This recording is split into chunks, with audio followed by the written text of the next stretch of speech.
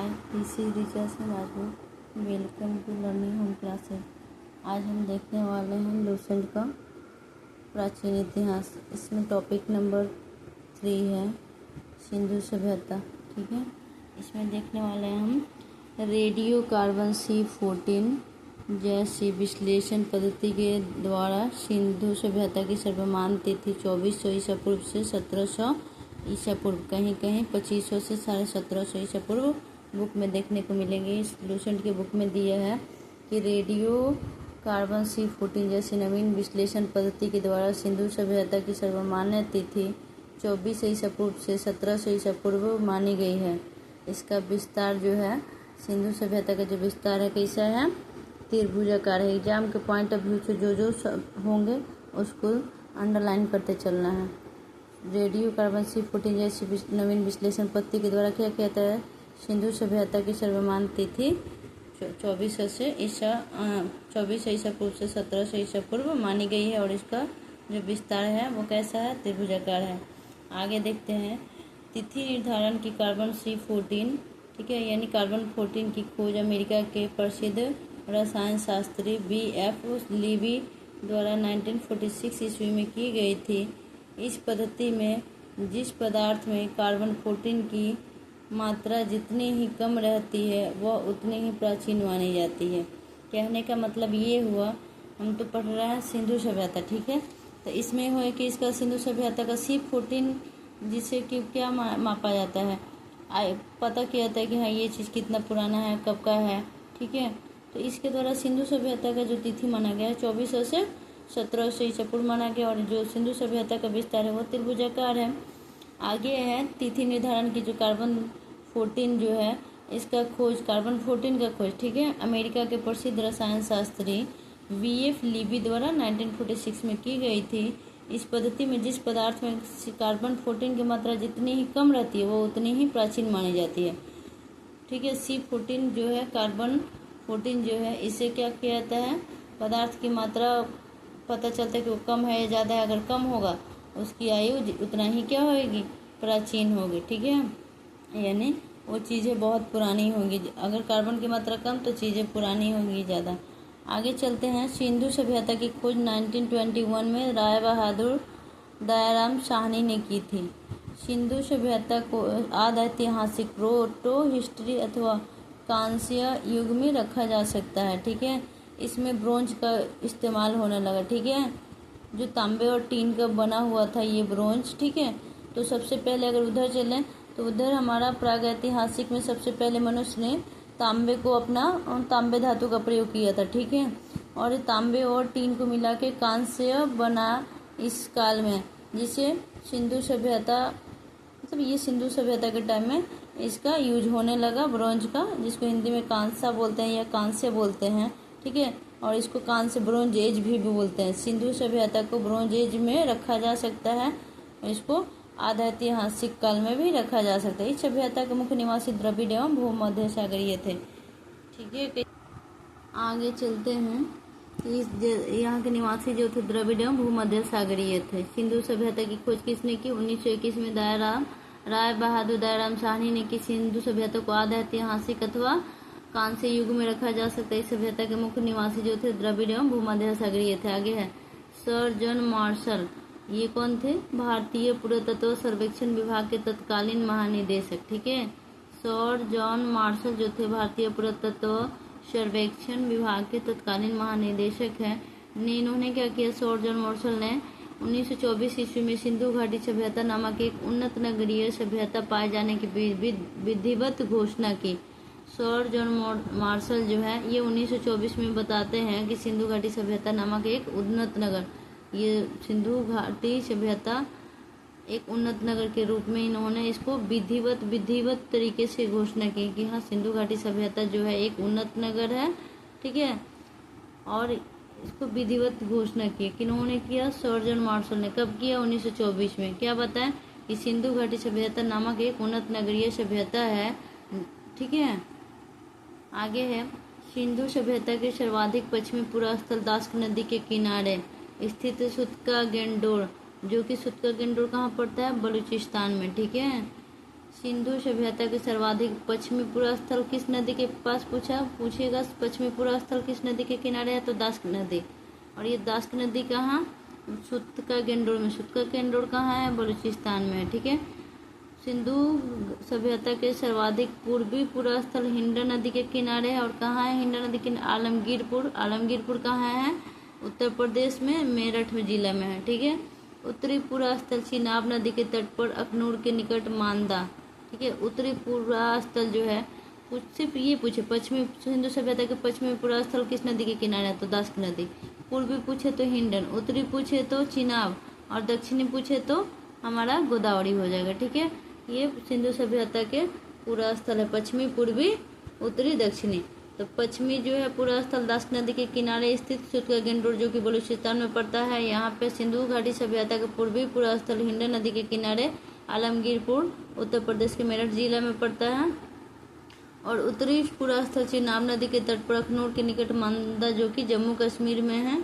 यहाँ सिंधु सभ्यता के उत्तरी पूर्व स्थल यहाँ पड़ता है। और दक्षिणी पूर्व स्थल है गोदावरी नदी के तट पर दाइमाबाद जिला जो कि कहाँ है, अहमदनगर जिला, महाराष्ट्र का अहमदनगर जिला है। और उस जिले में दाइमाबाद जगह है, वहाँ पे गोदावरी नदी के टिकट में दक्षिणी कहाँ पे, सॉरी, गोदावरी नदी के तट पर, ठीक है, दक्षिणी पूर्व स्थल का क्या हुआ, खोज हुआ। चलते हैं आगे। सिंधु सभ्यता या सैंधव सभ्यता नगरीय सभ्यता थी। वैदिक सभ्यता के पूछे तो वो ग्रामीण थी, और सिंधु सभ्यता नगरीय सभ्यता थी। सैंधव सभ्यता से प्राप्त परिपक्व अवस्था वाले स्थलों में केवल 6 को ही बड़े नगर को संज्ञा दी गई है, ठीक है। सिंधु सभ्यता या सैंधव सभ्यता कैसी थी, नगरीय सभ्यता थी। तो सैंधव सभ्यता या सिंधु सभ्यता से प्राप्त परिपक्व अवस्था वाले स्थलों में, अब मैच्योर अवस्था में कौन ऐसे स्थल थे वहाँ पे, तो 6 थे जिसको कि बड़े नगर की संज्ञा दी गई थी। मोहनजोदड़ो था, हड़प्पा था, गनवाड़ी वाला था, राखीगढ़ी था, धौलावीरा था, कालीबंगन था। ये 6 बड़े नगर, इस 6 को बड़े नगर की संज्ञा दी गई है, ठीक है। ये सिंधु सभ्यता के क्या हैं, परिपक्व अवस्था वाले स्थल हैं, ठीक है। इनको बड़े नगर की संज्ञा दी गई है। आगे नोट ध्यान देते हैं। नोट बहुत वेरी इंपॉर्टेंट होता है एग्जाम के दृष्टिकोण से, और यहाँ से में भी क्वेश्चन ज़्यादातर पूछने की संभावना होती है नोट वाला। धौलावीरा भारत में सिंधु घाटी सभ्यता की पहली साइट है जिसे यूनेस्को ने 2021 में विश्व विरासत स्थल की सूची में शामिल किया है, ठीक है। अभी धौलावीरा हम तो पढ़ रहे हैं प्राचीन इतिहास में, लेकिन इससे रिलेटेड ये 2021 ये करेंट का क्वेश्चन अपडेट कर दी, इसमें डाल दिया, ठीक है। तो ये सब ध्यान देने वाली चीज़ें, क्योंकि जो भी न्यू बुक प्रिंट होता है, अपडेट होता है, तो उसमें कुछ न्यू चीज़ें उससे रिलेटेड करेंट को इंक्लूड किया जाता है। तो अपडेटेड बुक हमेशा पढ़ते रहना चाहिए, ठीक है। हम पढ़ रहे हैं टॉपिक सिंधु सभ्यता प्राचीन इतिहास में, लेकिन इसमें कुछ करेंट का क्वेश्चन उसे इंक्लूड कर दिया है। तो धौलावीरा भारत में सिंधु घाटी सभ्यता की पहली साइट है।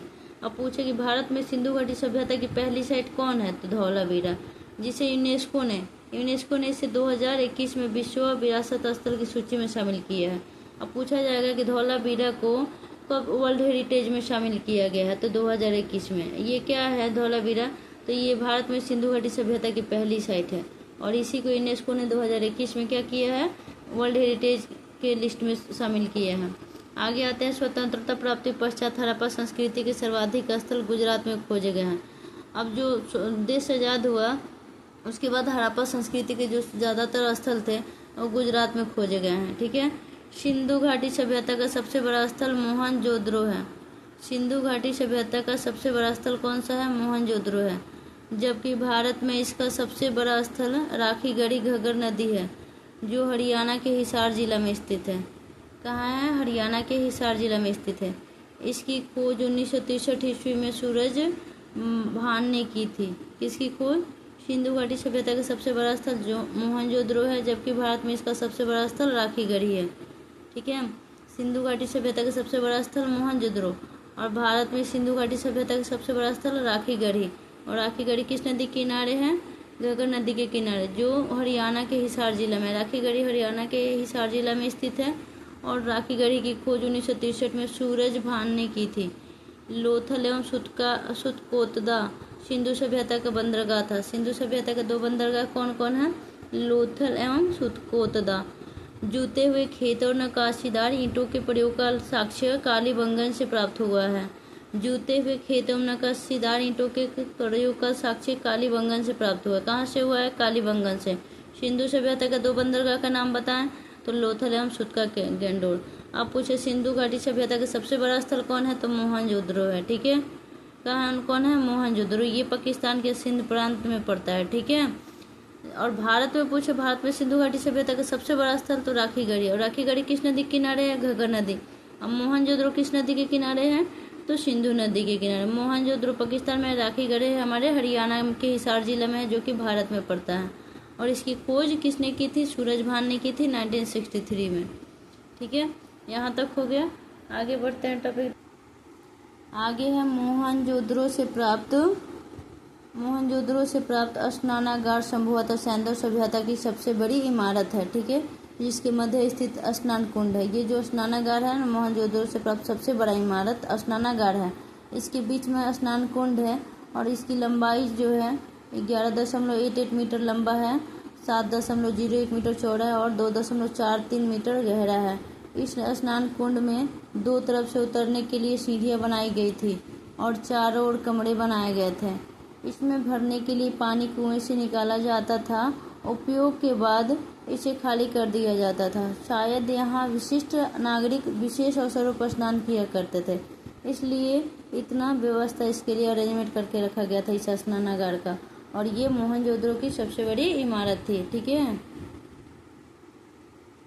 आगे है अग्निकुंड यानी यज्ञ वेदी। ठीक है, लोथल एवं कालीबंगन से प्राप्त हुए। पूछे जाएगा कि अग्निकुंड जो यज्ञ के लिए जो वेदी होती थी वो कहाँ से प्राप्त हुए? तो लोथल एवं कालीबंगन से। मोहनजोदड़ो से प्राप्त एक सील पर 3 मुख वाले देवता पशुपतिनाथ की मूर्ति मिली है। मोहनजोदड़ो से प्राप्त एक सील पर 3 मुख वाले देवता कौन है? पशुपतिनाथ है। ये मिला है हमारे मोहनजोदड़ो से। उनके चारों ओर हाथी है, गैंडा है, चीता एवं भैंसा विराजमान है। किसके? पशुपतिनाथ का जो मंदिर है उस पर। मोहनजोदड़ो से नर्तकी की एक कांस्य मूर्ति मिली है। मोहनजोदड़ो से क्या मिला? नर्तकी यानी डांसर की एक ब्रॉन्ज का मूर्ति मिला है। हड़प्पा की मोहरों पर सबसे अधिक एक श्रृंगी पशु का अंकन मिलता है। हड़प्पा की मोहरों पर सबसे ज़्यादा किसका कौन से पशु का अंकन मिलता है? तो एक सींग वाला, एक श्रृंगी मतलब एक सींग वाला पशु का अंकन मिलता है। यहाँ से प्राप्त एक आयताकार मोहर में स्त्री के गर्भ से निकलता पौधा दिखाया गया। कहाँ से? हड़प्पा से। मनके बनाने के कारखाने लोथल एवं चंद्रहुद्रो में मिले हैं। मनके बनाने के कारखाने, मनके यानी जो कोई खिलौना था। ठीक है, तो इसके कारखाने लोथल एवं चंद्रहुद्रो में देखने को मिले थे। सिंधु सभ्यता की लिपि भावचित्रात्मक है। यह लिपि दाईं से बाईं ओर लिखी जाती थी। जब अभिलेख एक से अधिक पंक्तियों का होता था तो पहली पंक्ति दाईं से बाईं और दूसरी बाईं से दाईं ओर लिखी जाती थी। लेखन कला की उचित प्रणाली विकसित करने वाली पहली सभ्यता सुमेरिया की सभ्यता थी। कौन सभ्यता थी जो लेखन कला की उचित प्रणाली विकसित की सबसे पहले? तो वो सुमेरिया की सभ्यता थी। सिंधु सभ्यता के लोगों ने नगरों तथा घरों के विन्यास के लिए ग्रिड पद्धति अपनाई। सिंधु सभ्यता के लोगों ने नगरों तथा घरों के विन्यास के लिए कौन सी पद्धति अपनाई? तो ग्रिड पद्धति। आगे है घरों के दरवाजे और खिड़कियां सड़क की ओर न खुल के पिछवाड़े की ओर खुलते थे। किसके? सिंधु सभ्यता के। केवल लोथल नगर, किसका? लोथल नगर जो है इसके घरों के दरवाजे मुख्य नगर की ओर खुलते थे। सिंधु सभ्यता में मुख्य फसल थी गेहूं और जौ।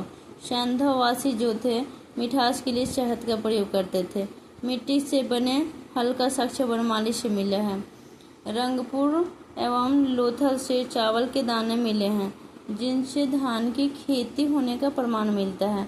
ये पता चला कि सिंधु सभ्यता के टाइम में धान की खेती भी की गई थी, क्योंकि रंगपुर एवं लोथल से चावल के दाने मिले। इससे ये प्रमाणित होता है कि उस टाइम में धान की खेती की जाती थी। चावल के प्रथम साक्ष्य लोथल से ही प्राप्त हुए हैं। ठीक है, सुतकोतदा, कालीबंगन एवं लोथल से सैंधवकालीन घोड़े के अस्थिपंजर मिले हैं। सैंधव काल में जो भी घोड़े थे उसके हड्डी जो है अस्थिपंजर है वो सुतकोतदा से मिला है, कालीबंगन से मिला है और लोथल से मिला है। इन तीनों जगहों से सैंधवकालीन घोड़े के अस्थिपंजर मिले हैं। तौल की इकाई संभवतः 16 के अनुपात में थी। ठीक है, तौल की इकाई क्या थी? 16 के अनुपात में। अब यहाँ पे देखते हैं हड़प्पा। ये है रावी नदी के किनारे और ये पाकिस्तान के पंजाब प्रांत का साहिवाल जिला में है। और इसकी खोज दयाराम साहनी ने 1921 में, माधव स्वरूप वत्स 1926 और व्हीलर ने 1946 में किया है। किसका? हड़प्पा सभ्यता की खोज का क्रेडिट इन लोगों को मिला है। मोहनजोदड़ो सिंधु नदी के किनारे है। ये पाकिस्तान के सिंध प्रांत का लड़काना जिला में पड़ता है मोहनजोदड़ो, और इसका खोज रखालदास बनर्जी ने 1922 में, मैके ने 1927 में और व्हीलर ने 1930 में किया है। ठीक है, अब आते हैं तीसरा नंबर चंदहुद्रो। ये सिंधु नदी के किनारे, ये भी सिंध प्रांत पाकिस्तान के में नवाबशाह जिला में पड़ता है। इसका खोज मैके ने 1925 में, NG मजूमदार ने 1931 में किया। आगे आते हैं चौथा कालीबंगन। ये घग्गर नदी के किनारे हैं। ठीक है, और ये तीनों स्टार्टिंग का हड़प्पा, मोहनजोदड़ो, चंदहुद्रो, ये तीनों पाकिस्तान का है। अब हमारा कालीबंगन जो है ये आया राजस्थान के हनुमानगढ़ जिले में, यानी हमारे इंडिया में है। कालीबंगन जो है ये सिंधु सभ्यता का प्रमुख स्थल है। तो कालीबंगन हमारे राजस्थान के हनुमानगढ़ जिला में है, और इसके खोज जो थे कालीबंगन के अमलानंद घोष ने 1951 में, बीबी लाल एवं BK थापर 1961 में किए। आगे आते हैं कोट दीजी। ये सिंधु नदी के किनारे है और सिंध प्रांत का खैरपुर स्थान है। ठीक है, इसकी खोज फजल अहमद ने 1953 में किया था। आगे है रंगपुर। रंगपुर मादर नदी के किनारे है और ये गुजरात का कठियावाड़ जिला में है, और इसकी खोज रंगनाथ राव ने 1953 से 1954 के बीच में किया। आगे है रोपण। रोपण सतलज नदी के किनारे है और ये पंजाब का रोपण जिला है, यहाँ पे स्थित है, और इसका खोज जगदत्त शर्मा ने 1953 से 1956 में किया। आगे हमारा लोथल। लोथल भोगवा नदी के किनारे है और गुजरात का अहमदाबाद जिला, मतलब गुजरात के अहमदाबाद ज़िले में ये पड़ता है लोथल। ठीक है, यानी ये भी हमारे इंडिया का है। कहाँ का? लोथल हो गया हमारा, और इधर से कालीबंगन हो गया, और ये हो गया रंगपुर, और ये हो गया पंजाब। ये सारे कहाँ के हैं? ये चारों हमारे यहाँ के हैं। ये नहीं है कोट दीजिए। ठीक है, इसको छोड़ के इसके ऊपर वाला सब विदेश का है। जो अभी टिक मारा हुआ वो सारे हमारे इंडिया में बिलोंग्स करने वाले हड़प्पा सभ्यता के स्थल हैं। तो रोपण सतलज नदी के किनारे पंजाब का रोपण जिला में है, और इसका खोज जगदत्त शर्मा ने 1953 से 1956 के बीच में किया। लोथल भोगवा नदी के किनारे, ये गुजरात के अहमदाबाद जिला में पड़ता है, और इसका खोज भी रंगनाथ राव 1954 में किए। आलमगीरपुर। आलमगीरपुर हिंडन नदी के किनारे है, उत्तर प्रदेश का मेरठ जिला में पड़ता है। जगदत्त शर्मा 1958 में इसकी खोज किए। अब है सुतकानगेंडोर। ये दास नदी के किनारे है, ये पाकिस्तान के मकरान में समुद्र तट के किनारे स्थित है, और इसका खोज ऑरेल स्टाइन ने 1927 में किया। अब आते हैं बनमाली। ये रंगोई नदी के किनारे है और ये हरियाणा के हिसार जिला में पड़ता है, और रविंद्र सिंह बिष्ट ने 1974 में इसकी खोज की। अब है धौलावीरा। ये लूनी नदी के किनारे गुजरात के कच्छ जिला में स्थित है। ठीक है, खादिर बेट द्वीप पर। ठीक है, कौन सा द्वीप? खादिर बेट द्वीप। किस नदी पे पूछे धौलावीरा किस द्वीप पे है? तो खादिर बेट द्वीप पर। नदी पूछे तो लूनी। और किस जिला में शादी की है? सॉरी, धौलावीरा जो है लूनी नदी के किनारे है, और ये गुजरात के कच्छ जिला जो कि खादिर बेट द्वीप पर स्थित है। इसकी खोज जो किए थे JP जोशी। ठीक है, कब किए थे? 1967 से 1968 में। रविंद्र सिंह बिष्ट ने किया था 1990 से 1991 के बीच में। अब आते हैं सोतकाह। इसका खोज ये किस नदी के किनारे है? तो शादीकौर नदी। ठीक है, और ये दक्षिणी बलूचिस्तान में पड़ता है, और इसकी खोज किए थे जॉर्ज डेल्स 1962 में। ठीक है, ये सारे नदी हो गए लूसेंट के, और उससे किस नदी, सॉरी, ये हड़प्पा कालीन प्रमुख स्थल हैं। किस नदी पे स्थित है वो स्थल, और इसकी कहाँ पे है अभी प्रेजेंट में, ये सारे स्थल, और ये इसकी खोज किसने किया, कब किया, ये सारे इस टॉपिक में हैं। हमने क्या देखा? सिंधु सभ्यता। ठीक है, आगे है सिंधु सभ्यता के लोग यातायात के लिए 2 पहिए एवं 4 पहिए वाली बैलगाड़ी या भैंसा गाड़ी का उपयोग करते थे। सिंधु सभ्यता के लोग यातायात कैसे करता था? 2 पहिए वाली या 4 पहिए वाली बैलगाड़ी या भैंसा गाड़ी का उपयोग करते थे। दूसरा है मेसोपोटामिया के अभिलेखों में वर्णित मेलुहा शब्द का अभिप्राय सिंधु सभ्यता से ही है। संभवतः हड़प्पा संस्कृति का शासन वणिक वर्ग के हाथों में था।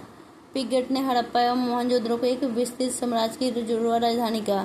पूछा जाएगा हड़प्पा एवं मोहनजोदड़ो को एक विस्तृत साम्राज्य की जुड़वा राजधानी किसने कहा? तो पिगट ने कहा। और पिगट ने सिंधु सभ्यता के कौन से दो ऐसा राज्य स्थल है जिसको जुड़वा राजधानी कहा है? तो हड़प्पा और मोहनजोदड़ो को। सिंधु सभ्यता के लोग धरती को उर्वरता की देवी मानकर उसकी पूजा किया करते थे। ठीक है, किसको? धरती की उर्वरता की देवी मानकर लोग सिंधु सभ्यता के लोग पूजा करते थे। आगे है वृक्ष पूजा एवं शिव पूजा के प्रचलन के साक्ष्य भी सिंधु सभ्यता से मिलते हैं। वृक्ष की भी पूजा करते थे लोग और शिव जी की भी पूजा करते थे। इसका प्रमाण सिंधु सभ्यता में मिला है। स्वास्तिक चिन्ह संभवतः हड़प्पा सभ्यता की देन है। इस चिन्ह से सूर्य उपासना का अनुमान लगाया जाता है। सिंधु घाटी के नगरों में किसी भी मंदिर के अवशेष नहीं मिले हैं। ठीक है, कोई भी मंदिर नहीं था सिंधु घाटी के नगरों में। ठीक है, सूर्य की उपासना करने का अनुमान लगाया गया है। कैसे? ये जो स्वास्तिक चिन्ह मिला है हड़प्पा सभ्यता में, इससे अनुमान लगाया गया कि हाँ लोग सूर्य की उपासना करते थे, क्योंकि एक भी मंदिर सिंधु घाटी के नगरों में कोई भी मंदिर के अवशेष नहीं मिले हैं। सिंधु सभ्यता में मातृ देवी की उपासना सर्वाधिक प्रचलित थी। पशुओं में कुबर वाला सांड इस सभ्यता के लोगों के लिए विशेष पूजनीय था। कौन सा था? कुबर वाला सांड। आगे बढ़ते हैं। स्त्री मृण मूर्तियाँ यानी मिट्टी की मूर्तियाँ अधिक मिलने से ऐसा अनुमान लगाया जाता है कि सैंधव समाज मातृशतात्मक था, क्योंकि जब ज़्यादातर फीमेल ही मूर्ति मिली है, इसलिए बताया जाता है कि उस टाइम में ज़्यादातर लोग मातृशतात्मक था, उन लोग को प्रायोरिटी दी जाती थी फीमेल को। सैंधववासी सूती एवं ऊनी वस्त्रों का उपयोग करते थे। कौन सा वस्त्र? ऊनी और सूती वस्त्रों का प्रयोग करते थे। मनोरंजन के लिए सैंधववासी मछली पकड़ना, शिकार करना, पशु पक्षियों को आपस में लड़ाना, चौपड़ और पाशा खेलना आदि साधनों का प्रयोग करते थे। सिंधु सभ्यता के लोग काले रंग से डिजाइन किए हुए लाल मिट्टी के बर्तन बनाते थे। कैसे? लाल मिट्टी के बर्तन। सिंधु घाटी के लोग तलवार से परिचित नहीं थे। कालीबंगन एकमात्र हड़प्पाकालीन स्थल था जिसका निचला शहर सामान्य लोगों के रहने हेतु भी किले से घिरा हुआ था। कालीबंगन का अर्थ है काली चूड़िया। कालीबंगन एकमात्र हड़प्पाकालीन स्थल था जिसका निचला शहर सामान्य लोगों के लिए भी किले से घिरा हुआ, सामान्य लोगों के रहने हेतु, ठीक है, जो कि किले से घिरा हुआ था। कालीबंगन क्या था? एक हड़प्पाकालीन स्थल था जिसका निचला शहर के यहाँ खुला हुआ था, वे किले से घिरा हुआ था, जो कि ये सामान्य लोगों के रहने के लिए था, निचला शहर जो था। कालीबंगन का मतलब क्या होता है? काली चूड़िया। यहाँ से पूर्व स्तरों के खेत जोते जाने और अग्नि पूजा की प्रथा के प्रमाण मिला है। कहाँ से? कालीबंगन से। पर्दा प्रथा एवं वेश्यावृत्ति सैंधव सभ्यता में प्रचलित थी। शवों को जलाने एवं गाड़ने यानी दोनों प्रथाएं प्रचलित थी। हड़प्पा में शवों को दफनाने, कहाँ शव दफनाया जाता है? हड़प्पा में, जबकि मोहनजोदड़ो में जलाने की प्रथा विद्यमान थी। लोथल एवं कालीबंगन में युग्म समाधियाँ मिली है। कहाँ? लोथल एवं कालीबंगन में या कालीबंगा में, ठीक है। सैंधव सभ्यता के विनाश का संभवतः सबसे प्राचीन कारण बाढ़ था, ठीक है। आग में पकी हुई मिट्टी को टेराकोटा कहा जाता था, ठीक है। तो ये हमारा समाप्त हुआ अकॉर्डिंग टू लुसेंट हमारा सैंधव सभ्यता। गलती से कुछ मिस्टेक वाइज कुछ इसमें बोल दिया गया होगा तो इसके लिए सॉरी, ठीक है।